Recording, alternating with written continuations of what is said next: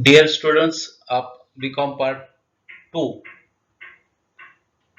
in the present lecture, we are going to start a new chapter, a new part, that is redemption of preference shares.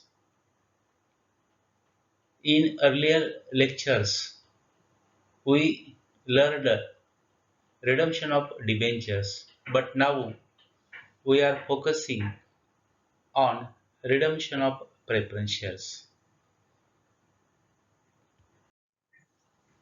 Introduction regarding it. These shares, which are not equity shares, termed as preference shares. A share is a small part of large amount being distributed among people. It could be any form of equity or preference shares. Hence, a share is a share is a small part of a large amount being distributed among people. This is simple meaning of share. A share is a small part of large amount being distributed among people. There are two types of shares, equity shares and preference shares.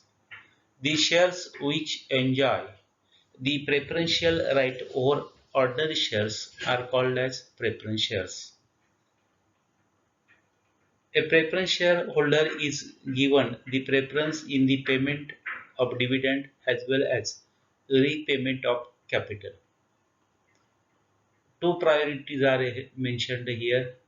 The priority given to preference shareholders regarding payment of dividend and repayment of capital as compared to equity shares. The preference shareholders get a dividend at a fixed rate before any dividend paid to equity shareholders. It means that the preference is given to preference shareholders while making payment of dividend. The only disadvantage of preference share is that if there is a huge profit which is divisible amongst the equity shareholders, the preference shareholders will not get higher rate of percentage profit. It means that preference shareholders get dividend at a fixed rate. Meaning of redeemable preference shares.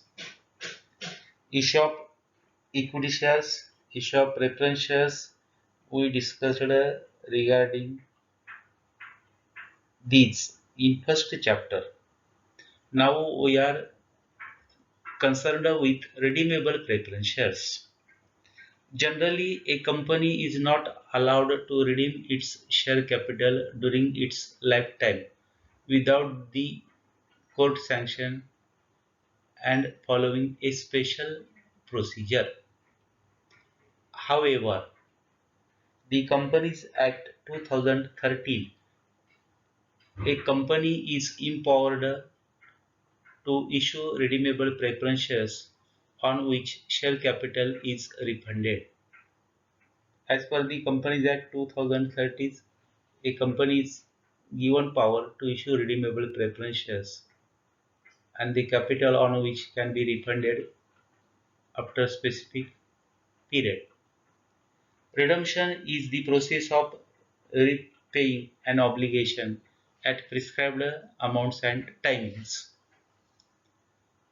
The Companies Act has made a provision for issue of a special class of preference shares, the capital of which can be refunded by the company during its lifetime.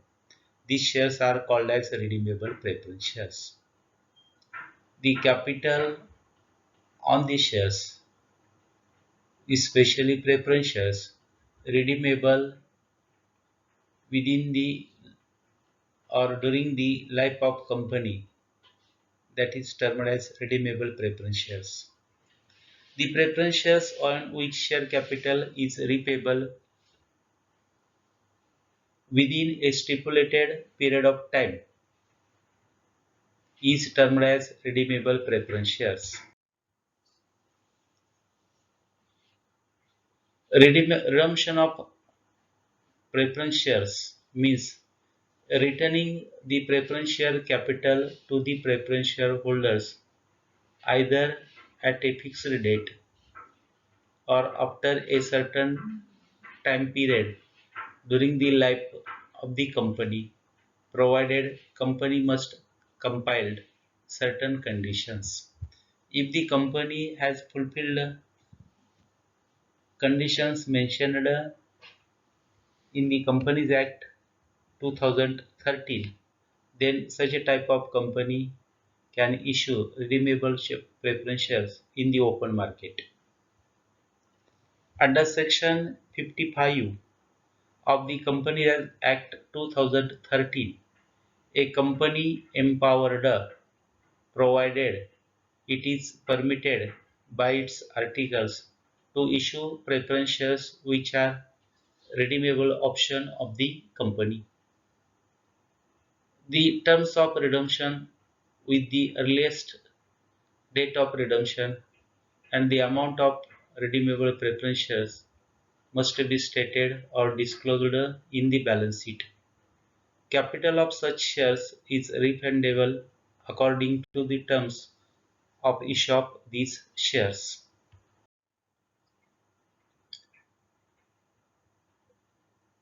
The Companies Act laid down the following conditions for redemption of preference shares. Number one condition, company must be authorized by its articles of association. म्हणजे company नियमावलीप्रमाणे काम करणारी असावी. अशाच कंपनींना redeemable preference shares issue करता येतील. The preference shares to be redeemed must be fully paid. Fully paid preference share असतील तरच त्याचं रिडम्पशन केलं जाईल. म्हणजे 100 रुपयाचा प्रेफरन्स शेअर 100 रुपये जमा झाले असतील तर रिडम्पशन करता येईल. 100 रुपयापैकी 80 रुपये झाले असेल तर रिडम्पशन करता येणार नाही. म्हणजे फुल्ली पेड म्हणजे 100चे 100 जमा झाले, 100 पैकी 80 जमा झाले तर त्याला म्हणणार पार्टली पेड. जर पार्टली पेड शेअर्स असतील तर 20 रुपये आणखी कॉल केल्यानंतर ते फुल्ली पेड होतील आणि फुल्ली पेड झाल्यानंतर त्याचं रिडम्पशन करता येईल. The partly paid preference shares cannot be redeemed. If the shares are partly paid, in that case a final call be made to convert them partly paid to fully paid. Only the redemption can be carried out. The shares to be redeemable must be redeemed within the period of not exceeding 20 years from the date of issue of such shares. It means that preference share capital on account of redeemable preference shares can be used company maximum for 20 years. And then this capital can be refunded. The redemption should not result in reduction of capital. It is very important. Because of redemption, there should not be reduction in capital. Redeemable preference shares can be redeemed either out of divisible profits or proceeds of fresh issue of the shares. There are 2 points very important that can be used for redemption of preference shares, namely divisible profit, that is profit and loss appropriation account, or fresh issue of shares. If the shares are redeemed out of profits available for dividend, a sum equal to nominal amount of shares to be redeemed must be transferred to capital redemption reserve account. म्हणजे इथं असं सांगितलंय की कंपनीला जर preference share कॅपिटलची रक्कम redeem करायची असेल तर कंपनीनं कॅपिटल रिडम्पशन रिझर्व तयार केला पाहिजे आणि त्यातून ती रक्कम परत केली पाहिजे. ही रक्कम नफ्यातून आपण वापरणं असेल तर ते नफा profit and loss appropriation account किंवा प्रॉफिट अँड लॉस अकाउंटला डेबिट दिलं पाहिजे आणि रिडम्पशनच्या कॅपिटल रिडम्पशन रिझर्वला क्रेडिट दिलं पाहिजे. नॉमिनल अमाऊंट जेवढी असेल तेवढ्याच रकमेचा हा रिझर्व तयार करता येईल. समजा प्रेफरन्स शेअर कॅपिटलला 10 लाख रुपये द्यायचे असेल तर आपल्याला 10 लाख रुपयेचा रिझर्व करता येईल नफ्यात. The premium, if any, payable on redemption must be provided for either out of profits or share premium account of the company before the shares are redeemed. जर का आपलं रिडम्शन प्रीमियम न करायचं असेल म्हणजे 10 लाखाचे 11 लाख रुपये द्यायचे असतील तर 1 लाख रुपये प्रीमियम द्यायचं असेल तर त्या प्रीमियमची रक्कम फंड तयार करताना लक्षात घ्यायची नाही. ती प्रीमियमची रक्कम नफ्यातून देऊ शकतो किंवा प्रीमियममधून आपण ॲडजस्ट करू शकतो. Notice of redemption must be sent to the register of companies within 30 days from the date of redemption. Redemption केल्या संदर्भातील नोटीस ही रजिस्टर ऑफ कंपनीजला दिली पाहिजे. The capital redemption reserve account can be utilized for the issue of fully paid bonus shares to the existing holders. It means that a capital redemption fund created can be utilized for issuing bonus shares to the existing equity shareholders. That is very important. Bonus shares are generally issued to the existing shareholders, and the amount of capital redemption reserve can be utilized for that purpose. The correlated item regarding it: redemption of preference share capital out of profits. If the shares are redeemed out of profits available for dividend, a sum equal to the nominal amount of shares to be redeemed must be transferred to capital redemption reserve account. Preference शेअरवरची कॅपिटलची जी रक्कम परत करावायची असते त्यासाठी जर capital redemption reserve किंवा फंड तयार केला असेल, तो नफ्यातून केला असेल, तर नफा म्हणजे काय हे आपल्याला म्हणजे नफ्यासाठी कोणते घटक लक्षात घ्यायचे हे आता आपल्याला चर्चेला घ्यायचं आहे. Transfer to capital redemption account is allowed from the under mentioned profits. These are the points of profits. याला प्रॉफिट असं म्हणणार. यातून आपण या आता इथं मेन्शन केलेले जे पॉईंट्स आहेत त्याला आपण प्रॉफिट्स म्हणू शकतो किंवा त्यातून आपण काय करू शकतो, कॅपिटल रिडम्शन रिझर्व तयार करू शकतो. म्हणजे प्रॉफिट्स पॉईंट्स सोप्या भाषेमध्ये म्हणायचं प्रॉफिट पॉईंट्स कोणते आहेत की याला प्रॉफिट कन्सिडर केलं जाईल आणि यातून ही रक्कम आपण वापरू शकतो, कॅपिटल रिडम्शन रिझर्व तयार करू शकतो. कॅपिटल रिडम्शन रिझर्व म्हणजेच कॅपिटल रिडम्शन फंड. रिझर्व म्हणजेच fund. Profit and loss account credit balance म्हणजे नफा असेल तर तो आपण रिडम्शन करण्यासाठी वापरू शकतो. जनरल रिझर्व किंवा reserve fund. Sinking fund for redemption of preference shares महत्वाचा मुद्दा. म्हणजे सिंकिंग फंड तयार केला असेल प्रेफरन्स शेअरच्या रिडम्शनसाठी तर त्या रकमेतून देखील आपण कॅपिटल रिडम्शन फंड तयार करू शकतो. Dividend equalisation reserve. Insurance fund. Workmen's compensation fund which is not utilized for making payment of compensation. It means unspent portion of workmen's compensation fund can be utilized for redemption of preference share capital. Workmen's accident fund. Investment fluctuation reserve. Taxation reserve. Contingency reserve and any other revenue reserve. These are the points of profit. These points are given on the liability side of the balance sheet, and consider which items are available in balance sheet and that items can be utilized for creation of capital redemption reserve, mostly we are utilizing profit of the company. But for your kind information, these points are provided to you. If necessity is arised, then you can utilize these points as a profit points and make capital redemption reserve from these points.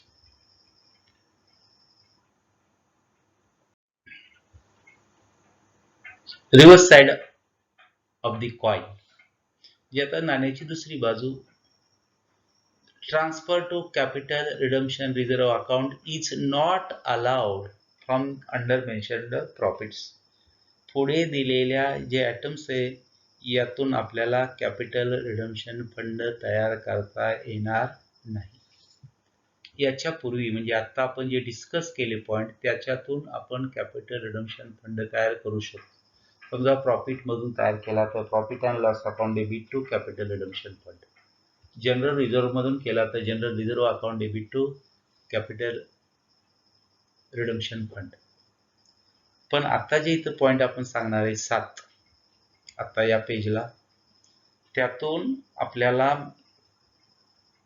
याची रक्कम आपल्याला रिडम्पशनसाठी preference share कॅपिटलच्या वापरता येणार नाही. असे हे मुद्दे आहेत. Share premium. शेअर प्रीमियम याला आपण प्रॉफिट म्हणणार नाही, रिडम्पशनसाठी वापरणार नाही. Debenture premium, share forfeited account, capital reserve, profit prior to incorporation that is capital profit, development rebate reserve, investment allowance reserve. आता जे हे मुद्दे सांगितले 7 यातून आपल्याला प्रेफरन्स शेअर कॅपिटलची रक्कम परत करण्यासाठी याचा उपयोग करायचा नाही. हे अतिशय महत्त्वाचे आपण लक्षात ठेवलं पाहिजे. कशातून आपल्याला फंड तयार करता येईल कॅपिटल रिडम्पशन किंवा कॅपिटल रिडम्पशन फंड कशातून तयार करता येईल तर ते मुद्दे मी फक्त सांगतो. कशातून नाही करता येणार ते नाही सांगत, म्हणजे ते डिस्कस केले. पण आता फक्त ओव्हरलुकसाठी मी फक्त एवढंच म्हणतो, प्रॉफिट अँड लॉस अकाउंट मधून कॅपिटल रिडम्पशन रिझर्व्ह तयार करता येतो, जनरल रिझर्व्ह मधून करता येतो, debenture sinking for redemption of preference shares मधून करता येतो, नंतर डिव्हिडंड इक्युलेशन फंडामधून करता येतो, वर्कमेन्स कॉम्पेन्सेशन फंडामधून करता येतो, ॲक्सिडेंट फंडामधून करता येतो, इन्शुरन्स फंडामधून करता येतो किंवा एनी रेव्हेन्यू रिझर्व्ह. आता आपण पाहणार आहोत की समजा कॅपिटल रिडम्पशन फंड प्रॉफिट मधून तयार केला किंवा जनरल रिझर्व्ह मधून तयार केला तर कशी एंट्री तयार करणार.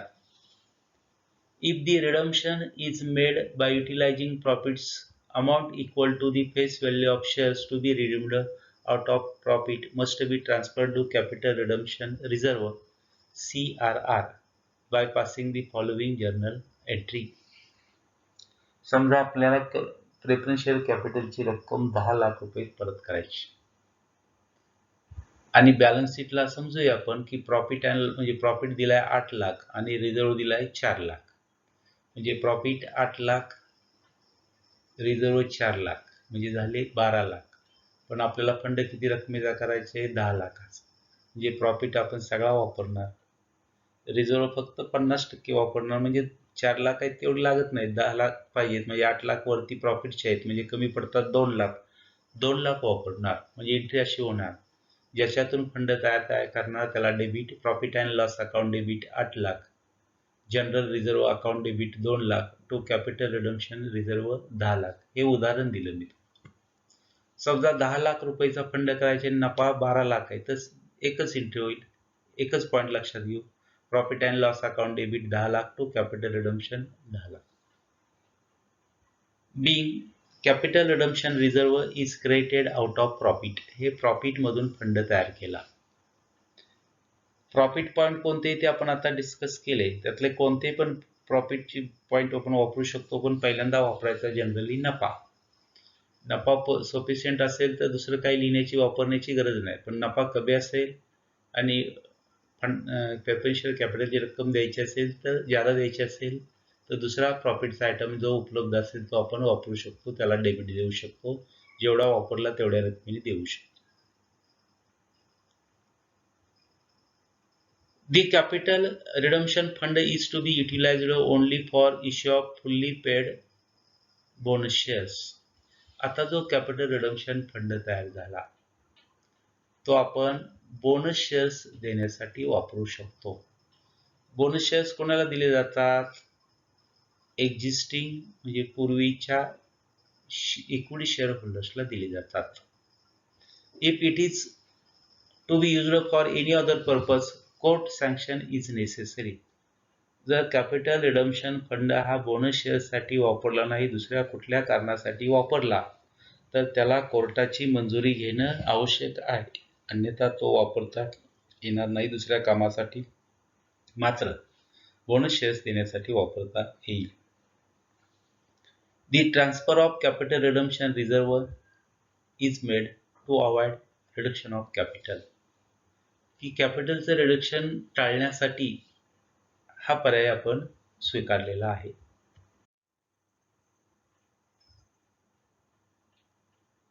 If the shares are to be redeemed at a premium, the provision for premium is made either from profit or share premium account, if any, for which an entry is to be passed.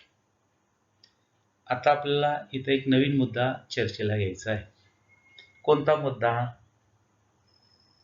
की जर का preference शेअरची रक्कम देताना, preference share कॅपिटलची रक्कम देताना premium दिला म्हणजे ज्यादा रक्कम दिली, समजा 10 लाख रुपये प्रेफरन्स शेअर कॅपिटलचे द्यायचे होते आणि 11 लाख दिले, म्हणजे 1 लाख रुपये ज्यादा दिले, म्हणजे 1 लाख रुपये प्रीमियम दिला, म्हणजे 1 लाख रुपयेचा प्रीमियम दिला तो कुठं ॲडजस्ट करायचा? म्हणजे कंपनीचा तो लॉस असतो, ज्यादा रक्कम कुठं ॲडजस्ट करायची? ते दिलेले 1 लाख तर ते नफ्यातून ॲडजस्ट करायचे किंवा शेअर प्रीमियम अकाउंटमधून ॲडजस्ट करायचे. जे काय प्रॉब्लेममध्ये नफा जनरली नफ्यातून करायची, म्हणजे एंट्री अशी होणार, profit and loss account debit to premium on redemption of preference shares account, अशी एंट्री होणार. जर 1 लाख नफ्यातून वापरले तर profit and loss account debit 1 lakh to premium on redemption of preference shares 1 lakh. समजा प्रॉफिट आहे 80,000 आणि प्रीमियम आहे 20,000 आणि आपल्याला प्रीमियमची रक्कम द्यायची 1 लाख, तर profit and loss account debit 80,000, share premium account debit 20,000 to premium on redemption of preference shares 1 lakh. B, loss on premium is adjusted against profit or share premium account. समजा नुसतं प्रॉफिट वापरलं तर नॅरेशनमध्ये एवढं येईल, being loss on premium is adjusted against profit. आता पुढे काही हे आपण दोन एंट्री बघितल्या. पहिली एंट्री बघितली, जर समजा कॅपिटल रिडम्शन रिझर्व तयार केला तर काय entry? Profit and loss account debit और जनरल रिझर्व अकाउंट डेबिट और एनी रेव्हेन्यू अकाउंट डेबिट, जे काय कुठला रिझर्व असेल जे आपण मागं मुद्दे सांगितले त्यातला, त्याला डेबिट द्यायचं आणि कॅपिटल रिडम्शन रिझर्व अकाउंटला क्रेडिट द्यायचं. नॉमिनल व्हॅल्यू म्हणजे कॅपिटल व्हॅल्यूने द्यायचं,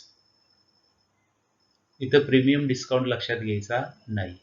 आता समजा 10 लाखाची आपण 11 लाख देतोय, म्हणजे 1 लाख रुपये ज्यादा देतोय, त्याला म्हणायचं प्रीमियम रिडम्शनवरचा प्रीमियम. तो कुठं ॲडजस्ट करायचा? प्रॉफिट अँड लॉस अकाउंटला केला तरी चालेल किंवा शेअर प्रीमियमला केला तरी चालेल. एंट्री कशी? Profit and loss account debit और share premium account debit to premium on redemption of preference shares. समजा एकच मुद्दा घेतला, प्रॉफिट अँड लॉस अकाउंट, तर एंट्री अशी होणार, profit and loss account debit to premium on redemption of preference shares. आता याच्या नोट माहितीसाठी काही नोट्स दिलेत, दोन इथे नोट्स हे दाखवतो अगोदर. New name of profit and loss account is statement of profit and loss account in the Companies Act 2013. Company कायदा 2013 नुसार प्रॉफिट अँड लॉस अकाउंटचं नवीन नाव आहे statement of profit and loss. काय नवीन नाव? Statement of profit and loss. Note number 2, profit and loss appropriation account is taken by some authors instead of profit and loss account. आपण profit and loss account म्हटलं तरी चालेल किंवा profit and loss account appropriation म्हटलं तरी चालेल. एक कुठला तरी आपण पॉईंट्स इथं आपण कॅचअप करणार आणि तोच युटिलाइज करणार. Redemption out of fresh issue of shares, की कधी कधी कंपनी मार्केटमध्ये नवीन शेअर्स विकते रिडम्शनसाठी. प्रेफरन्स शेअर्स नवीन विकेल किंवा इक्विटी शेअर्स, तर मात्र आपल्याला कोणती बाबी लक्षात घ्याव्या लागतील हे मी उदाहरणासहित इथं देणार आहे. आपण इश्यू केला डिबेंचर ते लक्षात घ्यायचं नाही, फक्त प्रेफरन्स शेअर्स किंवा रिडीमेबल प्रेफरन्स शेअर्स किंवा इक्विटी शेअर्स मार्केटमध्ये इश्यू केले, त्याला म्हणतो फ्रेश इश्यू. तर रिडम्शन करताना काय बाबी लक्षात घ्यायची, म्हणजे रिडम्शन करण्यासाठी प्रेफरन्स शेअर कॅपिटलच्या मार्केटमध्ये प्रेफरन्स शेअर्स किंवा इक्विटी शेअर्सला इश्यू केले तर त्याचा परिणाम काय होतो हे आपण इथं आता शिकणार आहे. मात्र डिबेंचर इश्यू केले तर याच्यावर काहीही परिणाम होणार नाही, ते लक्षात घ्यायचं नाही. If the shares are to be issued for redemption of preference shares, there is no necessity of creating a capital redemption reserve. समजा reserve capital redemption reserve preference share कॅपिटलला रक्कम परत करण्यासाठी 10 लाख रुपयेचा करायचा होता आणि नवीन कंपनीनं मार्केटला 20 लाखाचे प्रेफरन्स शेअर्स विकले किंवा इक्विटी शेअर्स विकले, म्हणजे ज्यादा विकले तर आपल्याला फंड तयार करण्याची गरज नाही, automatically equity share capital raise होतं. However, the nominal amount of the shares redeemed shall be replaced by an equivalent nominal amount of new shares, and premium received if any on new issue is not to be applied for this purpose. म्हणजे जर ज्यादा रक्कम, समजा कंपनीला 10 लाख रुपये द्यायचे आहेत आणि कंपनीनं प्रेफरन्स शेअर कॅपिटलचे रिडीम करायचे आहेत आणि कंपनीनं मार्केटमध्ये 20 लाखाचे प्रेफरन्स शेअर्स विकले तर आपल्याला फंड 10 लाख रुपयेचा करायची गरज नाही. समजा कंपनीला प्रेफरन्स शेअर कॅपिटलची रक्कम 10 लाख परत करायची आणि कंपनीनं मार्केटमध्ये नवीन 5 लाखाचे इक्विटी शेअर्स विकले, म्हणजे फंड काढायचा होता 10 लाख पण जमा झाले 5 लाख, म्हणजे आता फक्त फंड किती रुपयाचा होईल, 5 लाखाचा होईल. म्हणजे 3 बाबी आहेत. 10 लाख रुपयाचे रिडम्शन करायचे, रिझर्व तयार करायचे, 20 लाखाचे शेअर्स विकले तर हा फंड तयार, कॅपिटल रिडम्शन रिझर्व तयार होणार नाही. 10 लाख रुपये प्रेफरन्स शेअर कॅपिटलवर परत करायचे आहेत, नवीन कंपनीनं 5 लाखाचे शेअर्स विकले तर 5 लाखाचाच फंड तयार करावा लागेल. समजा 10 लाख रुपये प्रेफरन्स शेअरचे परत करायचे आहेत, कंपनीने 10 लाख रुपयाचे डिबेंचर इश्यू केले तर ही रक्कम आपण डिबेंचर इश्यूची लक्षात घेणार नाही, फंड 10 लाखाचाच करणार.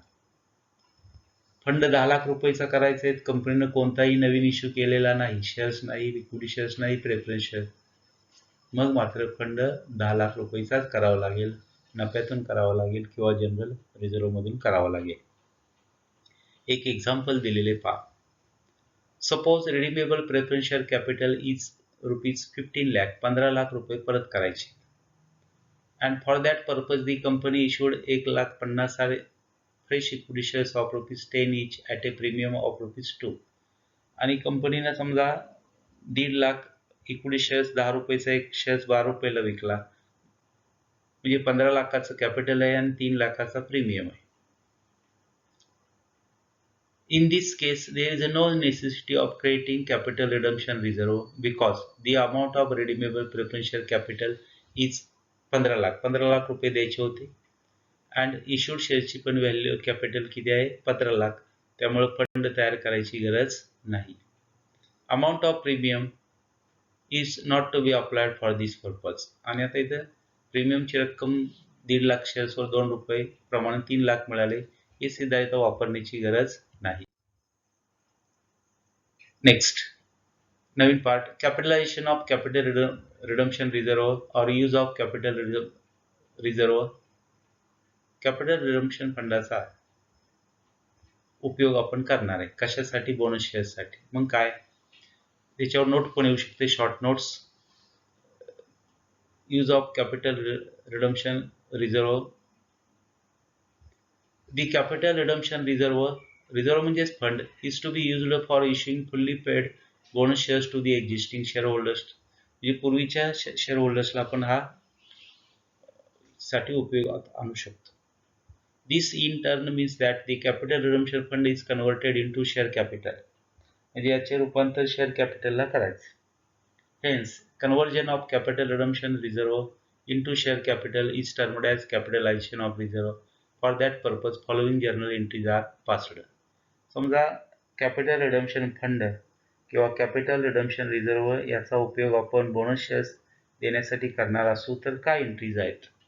पहिली एंट्री युटिलाइज करतोय capital redemption reserve account debit to bonus to equity shareholders being declared bonus from capital redemption reserve. म्हणजे समजा 10 लाख रुपये असेल तर 10 लाख इथे येते. बोनस दुसरी entry to equity shareholders account debit to equity share capital. म्हणजे कॅपिटल रिडम्शन फंडाचा उपयोग बोनस शेअर्स इक्विटी शेअर होल्डर्सला द्यायच्या आधी केला, म्हणजेच कॅपिटल रिडम्शन फंडाचं कॅपिटलायझेशन केलं, म्हणजे कॅपिटल रिडम्शन फंडाचं रूपांतर इक्विटी शेअर कॅपिटलमध्ये केलं. तर एंट्री काय? Bonus to equity shareholders account debit to equity share capital account being issued bonus shares to existing shareholders. Hence, capital redemption reserve is to be treated as paid up capital. It can be used only for issue of fully paid bonus shares to the existing members of the company. अशा रीतीने हा आपण नवीन पाठ आज सुरू केला, redemption of preference shares. यासाठी कोणते रिडम्शन शेअर्स म्हणजे काय, शेअरचे प्रकार कोणते, रिडीमेबल प्रेफरन्स शेअर्स कशाला म्हणायचं, प्रॉफिट पॉईंट्स कशाला म्हणायचे, नॉन प्रॉफिट पॉईंट कशाला म्हणायचे, कॅपिटल रिडम्शन रिझर्व कसा तयार करायचा, फ्रेश इश्यू केल्यानंतर त्याची रक्कम कशी बदलते, बोनस शेअर्स हे इक्विटी शेअर होल्डर्सला दिल्यानंतर त्याच्या 2 एंट्री कशा करायच्या, म्हणजे आणि तो capital redemption fund bonus shares देण्यासाठी वापरला जातो, त्याच्या 2 एंट्री कशा करायच्या हा भाग आपण इथं शिकलो. अशा रीतीने आपलं आजचं लेक्चर या ठिकाणी आपण थांबवतोय.